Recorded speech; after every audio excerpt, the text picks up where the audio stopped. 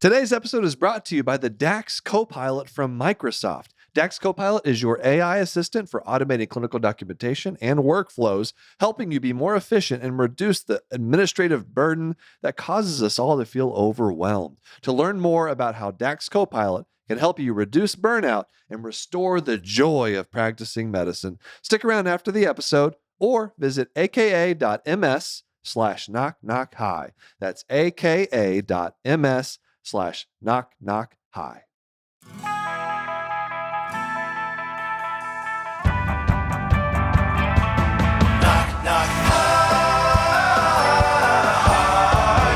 knock, hi. Hello, everybody. Welcome to Knock Knock I with me, your host, Dr. Glockenflecken, your one-stop shop for all things eyeballs. Welcome. I hope you're ready to learn about ophthalmology. I did the calculations. If you've watched or listened to all the episodes of Knock Knock I, you are roughly 12% of the way to completing an ophthalmology residency. It's not bad. It's not bad. We don't have official CME credit for this, but you're all eligible for CME in my book. But your regulatory organization that manages the CME probably won't accept it. I will, in my own currency of the Glockenflecken credits. You have so many. Anyway, I've got a few things I want to talk about today. And I'm recording this actually right before tomorrow I'm going to Australia. I'm going to talk to the Australian anesthetists. All the anesthesiologists in Australia are coming to a conference in Darwin, Australia. By the time this comes out, I think I will actually be there. And I will report back, but I hear that Darwin, which is, by the way, this is I think they call it the top end of Australia. So Sydney, and like a lot of the cities that people are very familiar with, Sydney, Melbourne, Adelaide, they're all on the southern end of Australia. The top end, that's, again, we're talking southern hemisphere. So Darwin, it's getting up there. That's like, you could probably see the Philippines, like islands of the Philippines, like from Darwin. Like that's the place it's getting close to the equator. And so I hear it's very hot, very humid. I have had people describe Darwin to me as the Florida of Australia, which is a bit terrifying because Australia already has scary things in it. It's got giant spiders. It's got like snakes, venomous animals, and critters. But then you add the unpredictability of Florida to that mix. And, I don't know what to expect. I know there's going to be alligators, going to be crocodiles or alligators or both. I don't know, some special version of an Australian crocodile. Who knows? I hope to come back in one piece. We'll see. It's going to be exciting. I have been to Sydney. I enjoyed it, which is part of the reason why I wanted to go back. I wasn't expecting to be ending up in Darwin, but I'll make it. So I'm leaving tomorrow, and then roughly like 72 to 160 hours later, I will end up in Darwin. So anyway, wish me luck. By the time you hear this, I will be right in the middle of it. Okay, so I wasn't going to open with this, but this is something I just read about that's just blowing my mind. And it's actually going all over medical social media. A lot of doctors are talking about this. And it's, I don't even know. Okay, so there's a thing in medicine that you'll hear this term used, and it is a never event, quote unquote, never event. It's basically a thing that is just, it's never supposed to happen. And we have safeguards, we have protocols in place to prevent those things from happening. Think like wrong medication being given to a patient that results in a severe illness or death of that patient. Or in the world of surgery, it's operating on the wrong body part. Like for eyes, this is a classic thing for ophthalmology. I mark the eye. We like every time, like 3 different times, I believe, we ask the patient what eye they're having the surgery on, and then I verify it in the operating room as part of the timeout. And so there's all these checks, and the point of all of that is because it would be a never event, something that's never supposed to happen. That'd be one of the worst things that I could do as an ophthalmologist, would be to operate on the wrong eye. There was actually, this happens so rarely that there was a book written about a patient that had the wrong eye operated on. It's a book called Waking Up Blind. And I am blanking on the name, or the name of the author. Tom Harbin. Tom Harbin. Anyway, look it up. It's a fascinating. I read this, scared the hell out of me in med school. Actually, one of my mentor ophthalmologists told me had a copy of it, gave it to me. I read it in like one sitting. Very easy read, and it's like 250 pages, so it's pretty quick.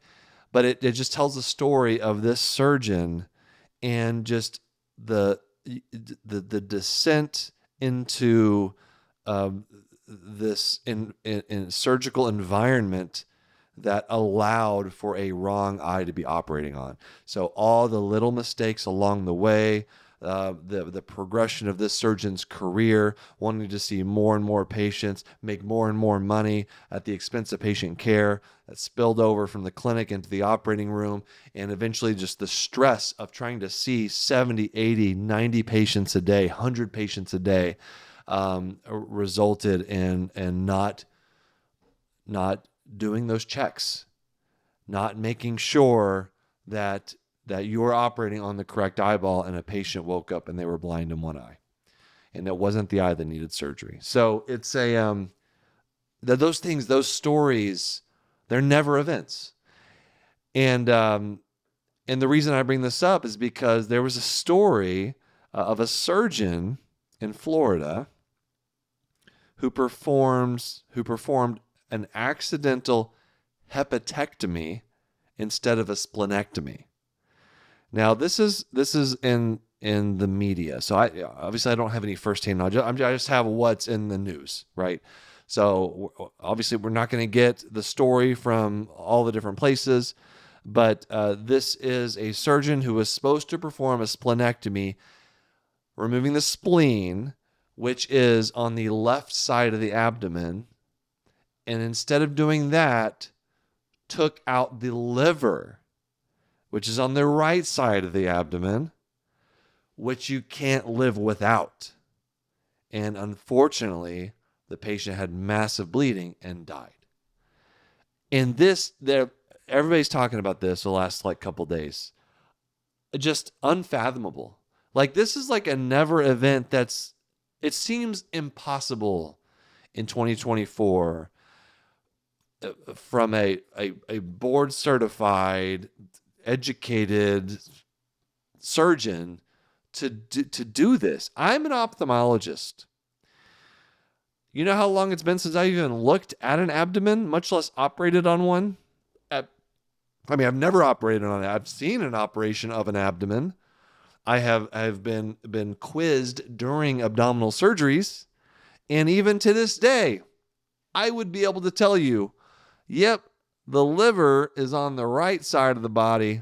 The spleen is on the left side of the body, unless you have some kind of weird situs inversus thing, which is something you for sure know about before you go into surgery, because there's imaging and stuff. If not, you figure it out, because the spleen and the liver, they look very different. And this is like it's like a never event that you never hear of. It doesn't. People are trying to wrap their heads around, and we may never know exactly. I mean, eventually, because obviously there's a lawsuit associated with this, and this is like jail, right? Like, you think of a lot of lawsuits are, the doctor made a mistake, and that mistake hurt someone dearly. Sometimes you kill a patient. Those things happen, and sometimes they are honest mistakes. and they end up, paying out, the plaintiff, the patient, they get something for this terrible thing that happened to them. That's why every physician has malpractice insurance, because mistakes happen. Some mistakes are very small, some mistakes are very, very big. That probably, there deserves to be some kind of punishment.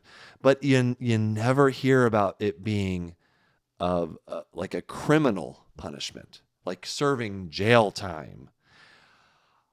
I don't know what went on in this case, but my God, like I can't imagine a situation where someone is in their right mind and accidentally takes out the liver instead of the spleen. I don't know. So I'm sure, who knows what the outcome of this is going to be.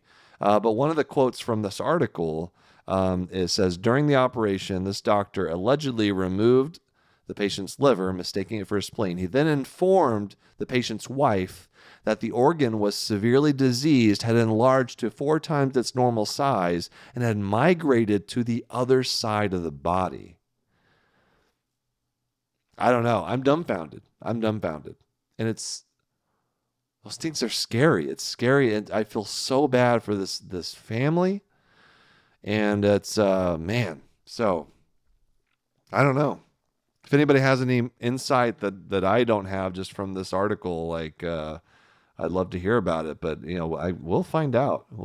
It's, oh man. I mean, that's I don't even know what else to say about that.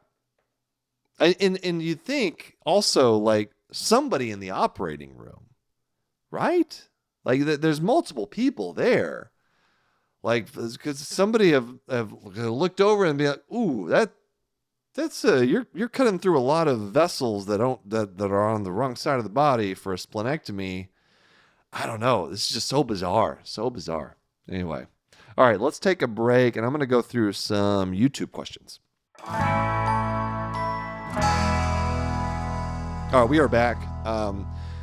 I guess I'll go ahead and do the, like, don't do that. It's not really an eyeball tip of the week, but like a don't do that tip of the week is like operate on the correct part of the body. Like, do the correct thing to the correct. Have the safety measures in place, whether it's a timeout or just a checklist. Atul Gawande did like the checklist manifesto. He talked all about checklists. They save lives.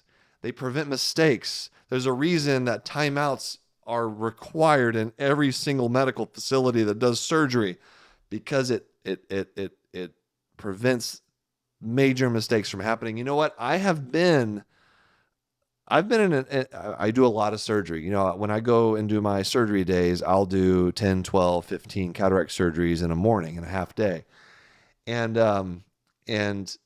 there have been a couple times when not the wrong eye, but like the wrong specific type of artificial lens, like the lens was incorrect, which would have been a disaster, because if I put a wrong lens in a patient, I got to go back in a second surgery, increased risk. You're putting a patient is getting another surgery to remove that lens and put in the correct lens in the eye, because of a mistake you made that was entirely preventable. That's as close to a never event like as you can get, other than operating on the wrong eye. And there have been a couple times when I, as the last line of defense against a mistake like that, have caught it during the timeout. I'd be like, oh, look, I circled this lens. That's the one I wanted, but look at the lens you have. It's the wrong power lens, and we've caught it. And so it's never happened. It's never gotten to the point where I put the wrong lens in the eye. And the reason is because we do all these safety protocols. Anyway, that's all I got to say about that. All right. So I got some YouTube questions for you guys. I loved reading the comments on how do prosthetic eyes transform lives. This is the most recently published one as of this recording of Knock Knock Eye on my YouTube channel, the joint YouTube channel at Glaucomfleckens. You may have noticed my skits have been a little sparse lately. I go through times and throughout the year when things are just busy, or maybe I'm wanting to prioritize other things in my life. Kids, you know, they've been very active in doing things. We've had lots of things going on. Nothing bad, just good things, good things. But sometimes I feel the need to take a little bit of a step back from some of the social media stuff I do, because I am needed elsewhere in my life. And you know, this used to bother me a bit more. Like I just felt this need, like, oh, people are waiting on me. People are by their computer trembling with anticipation of me posting a skit, and like feeling bad that I don't get one out every 2 days. I don't feel that way anymore, because I recognize, like, we're playing the long game here. All right. People are fun. People are living their lives. You guys have things to do. All right. You have your own lives to live. You're not waiting with bated breath on my videos. I hope you're not. If you are, I'm sorry. I'm doing my best. I really am. And I haven't stopped.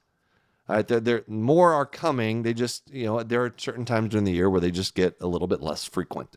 And then sometimes there will be more frequent when I find myself having a lot of time and can get that done. But anyway, that's the reason.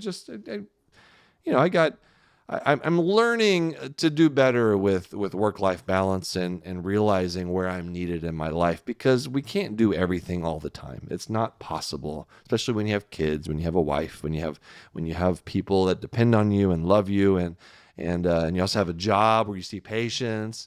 And then I have another job here where I talk to all of you. So anyway, but the point is, what was I even talking about? Oh yeah, all these videos are of this video versions of this podcast, Knock Knock Eye, are on our joint YouTube channel. So don't go to my other YouTube channel, because those are where all the skits are.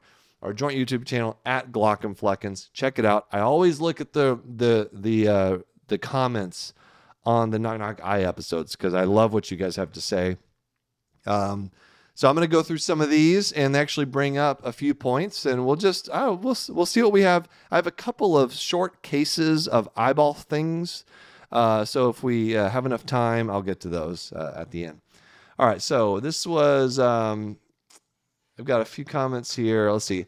At AZNJSN82091 said, these thumbnails are getting better and better. You guys, my producers are amazing. I don't make the thumbnails because I don't have like that amount of like digital creativity.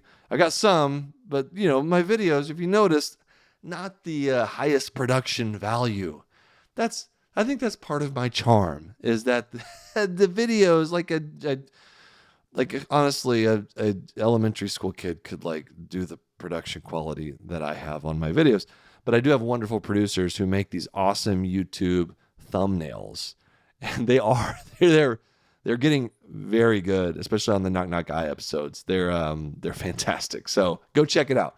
Another reason to go to the YouTube channel.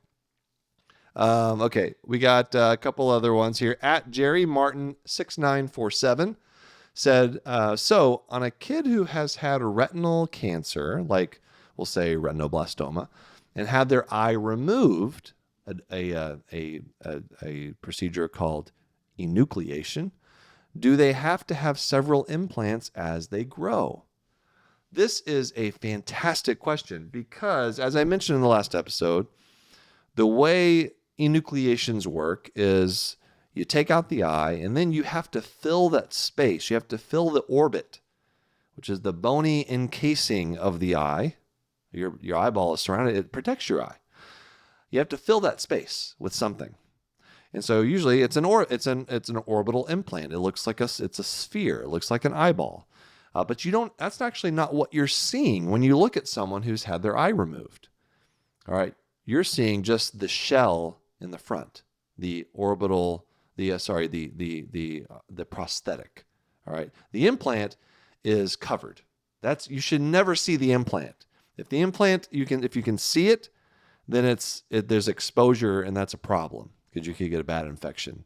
So the implant, you never see it. All right. It's deep in there. It's filling up that space. So if a kid has their eye removed because they're still growing. So do you have to put a smaller implant in there and then remove it and put a bigger implant as they get older?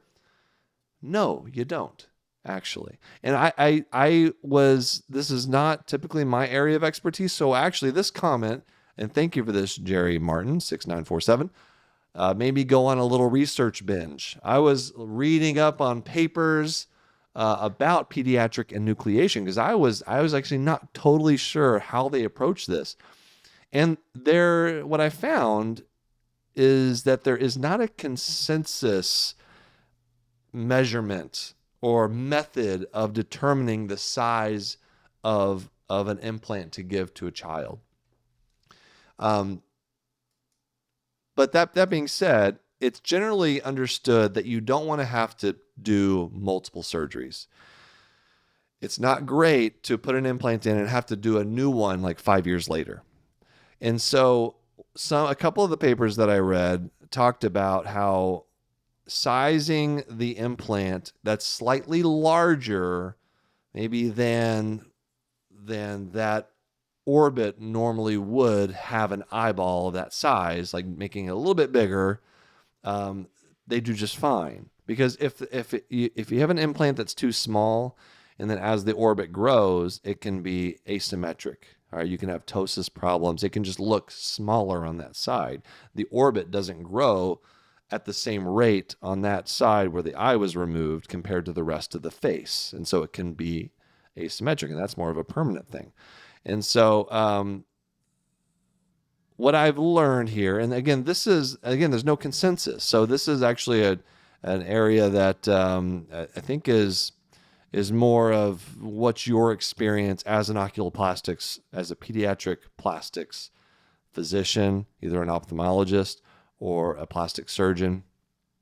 But generally, putting an implant in that's like 18 to 22 millimeters, even in a kid, works out pretty well. It keeps the orbit filled. It provides the stimulus for allowing continued growth, and it ends up being pretty accurate because I've had plenty of patients with an eyeball size of 20 to 22 millimeters. I would consider that. It's on the smaller side, but it's you can have a pretty normal appearing eye orbit whenever it's that size. 18 is getting pretty small, but sometimes that's all you can fit in there. So if it's a really tiny kid, maybe 18, that's as big as you can physically fit in the bony orbit. So anyway, that's a great question, and one that I'm not a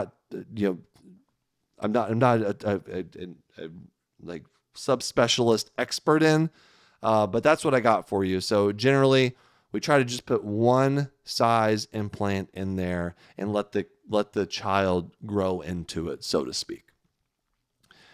All right, at Alpha Charlie 9 said, "Hey, Dr. G, I had a crazy experience at the eye doctor today that I'd be curious to hear your insight on. I needed an eye exam for my job, and the doctor had to dilate my pupils, which I had never had done before. About 2 to 3 minutes after getting the eye drops, I started feeling sweaty. I already knew where this was going, by the way. As soon as I heard he started feeling sweaty.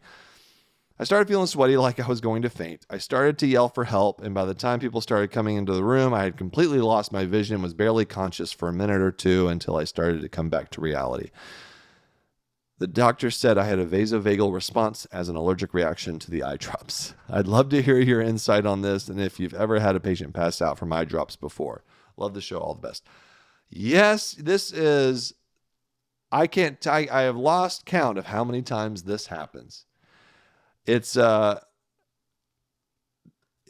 certain things, getting an IV, it happens with patients. Certainly eye exams, coming close to someone's eyeball, putting eye drops in, taking out metallic foreign bodies off of the cornea. People have a thing about eyes sometimes, and people have a thing about teeth. People have a thing about IVs or seeing blood. There's different things that basically will just trigger this what we call vasovagal syncope, which is just your body overreacting to a particular trigger. I don't know why these triggers exist. I don't know what's the the mechanism of action in the brain that kind of stimulates this reaction. But when you get stimulated in this way, the trigger causes the vagus nerve to become overstimulated. The blood vessels in the body dilate, the heart slows down, and that suddenly will drop your heart rate and your blood pressure and reduce blood flow to your brain, and that causes you to lose consciousness. Now, in the eye clinic, when this happens, and again, this is really a really common thing. And I will say, now this is anecdotal evidence, you guys. Young men is where I see this the most. I don't know what it is, but you guys, like you get them overwhelmingly. It's men that get metallic foreign bodies. This is when I see it the most. You're grinding metal. You're doing something you shouldn't do without safety glasses. You got a little piece of metal on the eye. Easy for me to treat. I can take those things out 2 seconds. But it's like the 18 to 28-year-olds who, as soon as I come close to them with something to remove the piece of metal from their eye, I look up and they're kind of just passed out. They've had a vasovagal reaction.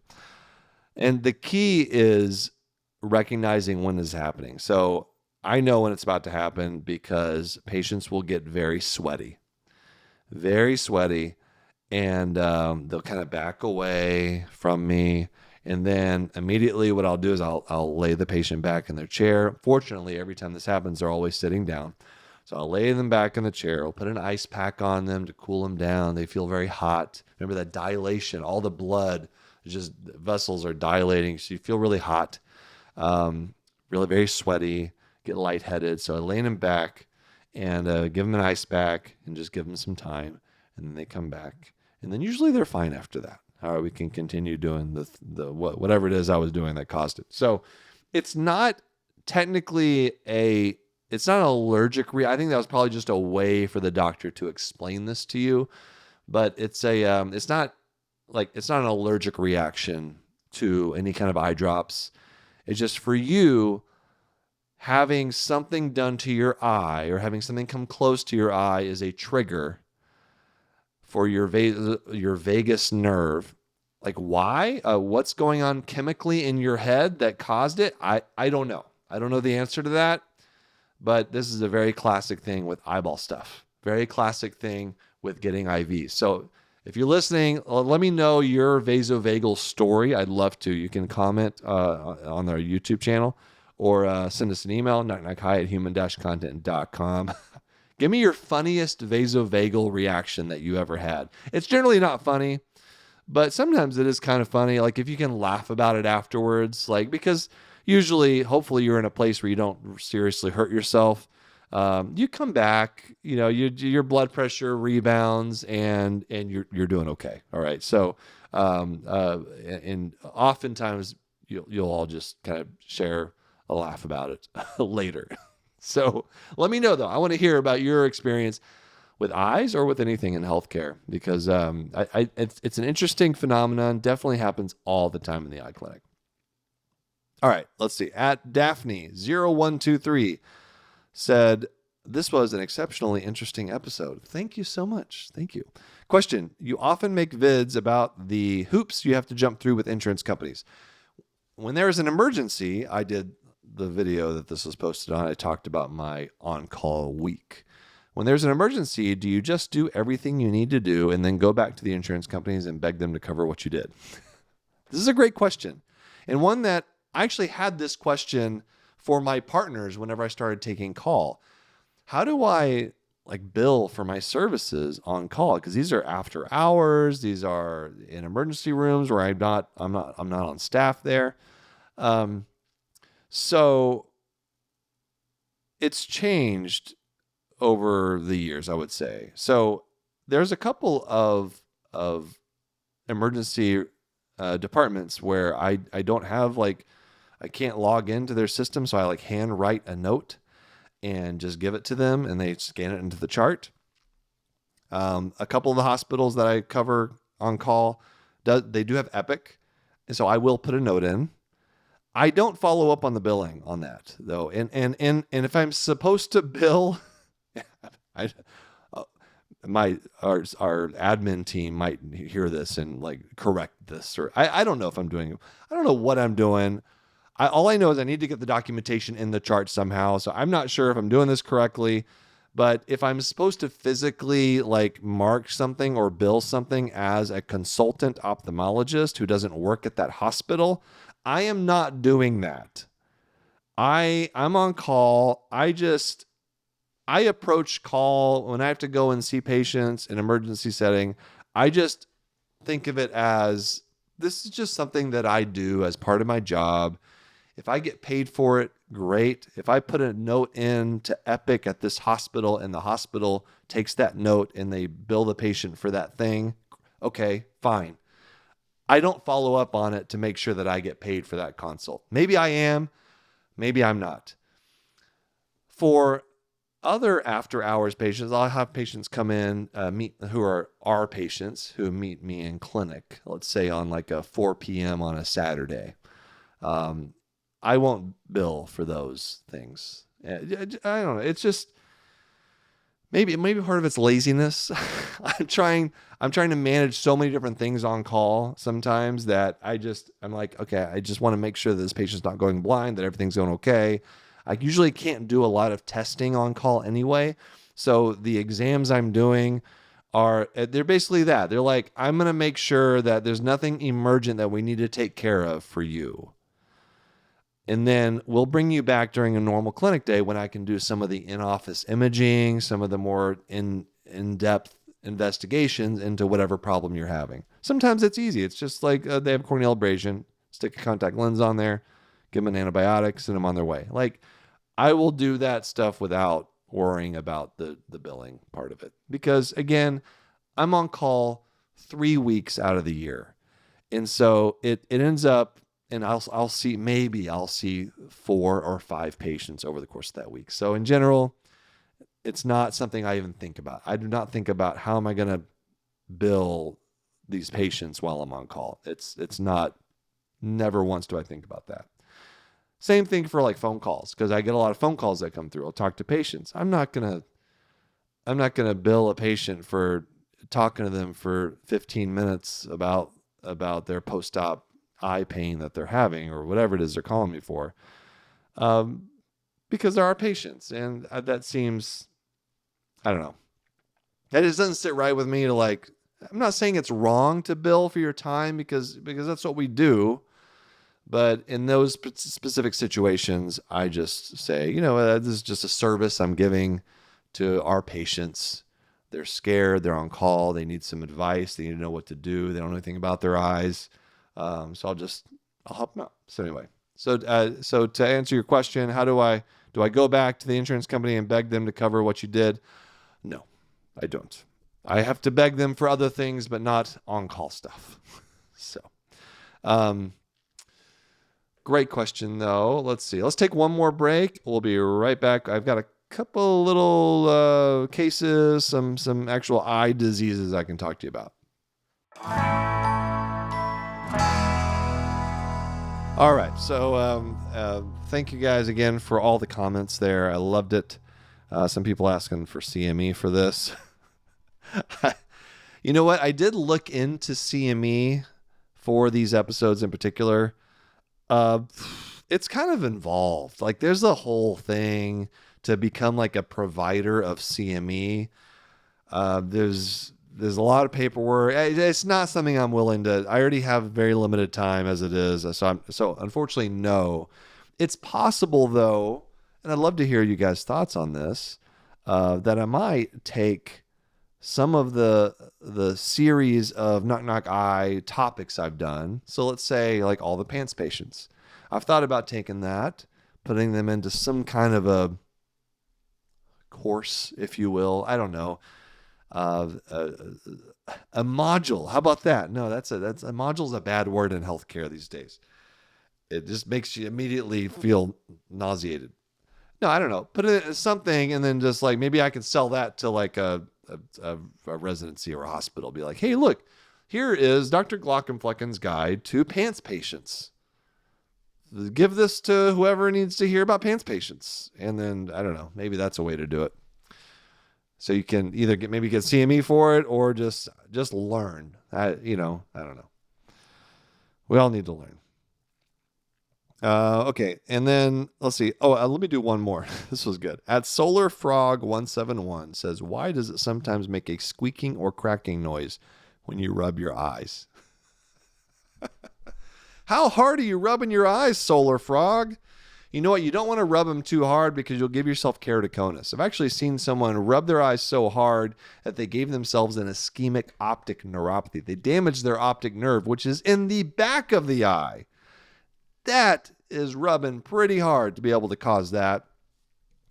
That noise, I think, let's see, like you can get it whenever you I think what you're talking about is that noise when you lift your eyelid off of your eye. And then that was probably really gross to people who were just listening and weren't actually seeing what I was doing. But you can lift your eyelid off of your eyeball and then snap it back, and it makes that kind of a sound. I think that's the sound you're talking about. You get it a little bit whenever you're just rubbing it because you're essentially doing the same thing. And all that is, your eyes are a mucous membrane. There's a layer of fluid and mucus, and you're breaking the surface tension of the eyelid from the mucousy eyeball, and then it's slapping back down, and so you get those sounds, that squeaking, cracking, whatever you want to call it. It's just you're hearing your mucous membranes rub up against each other. That sounds really dirty, doesn't it? Anyway, this is a good one. I'll do one more here. I keep saying that. At Tank Guy 3 said, have you ever introduced yourself as Dr. Glaucomflecken instead of Dr. Flannery? Yes, I have. Partly, I caught myself. I started with Gla, and then I was like, Flannery, Gla Flannery. It was very embarrassing. My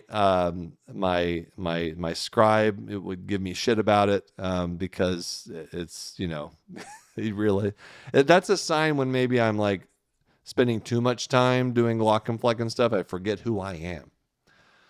Okay. So great questions. Keep them coming, you guys. There's some more I wanted to get to, but we'll save them for next time. I'll tell you what. Let's do one case here. This is a really interesting disease. Really, it's an eye trauma. It's a traumatic eye injury that I did not even know existed until I got to residency. I didn't even heard the word. It's called Chorioretinitis scoparia.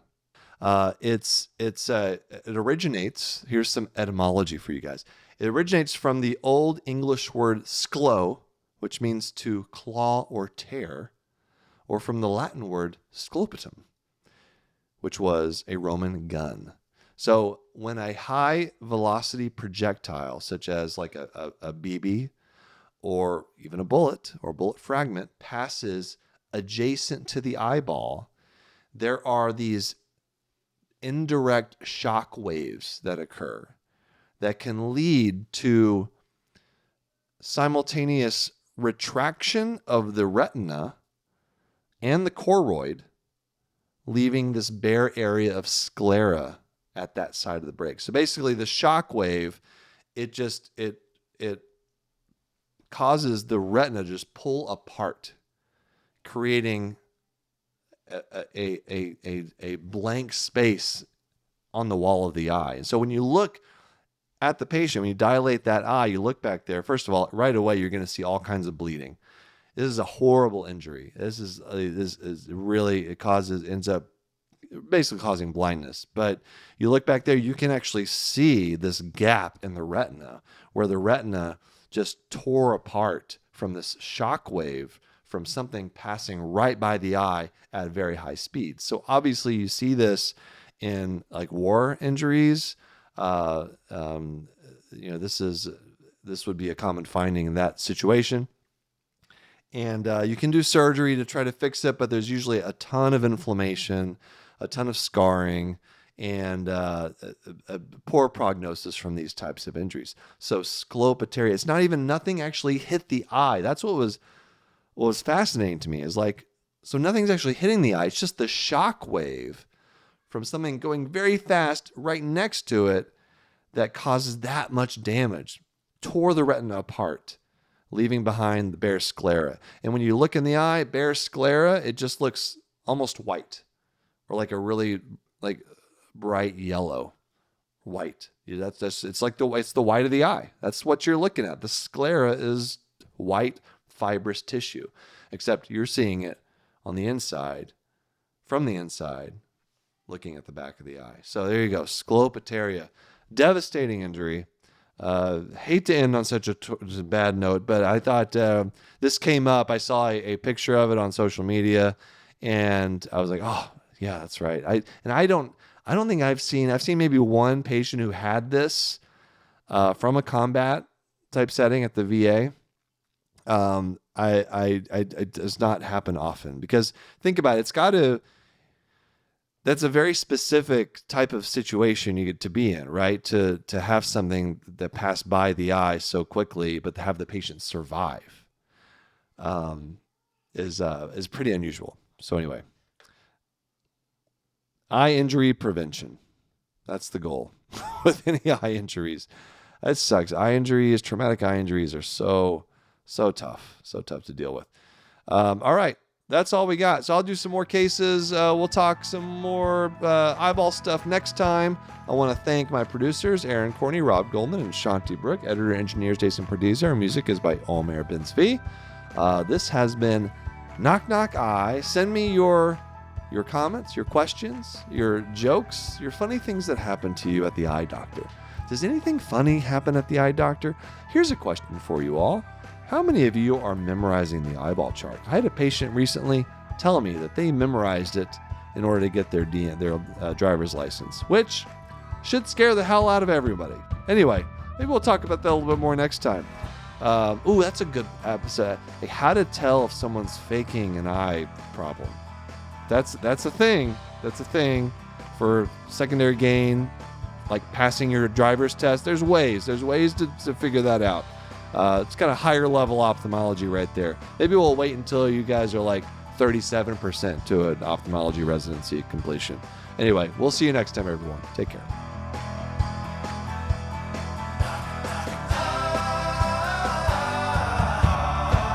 Knock, knock, goodbye.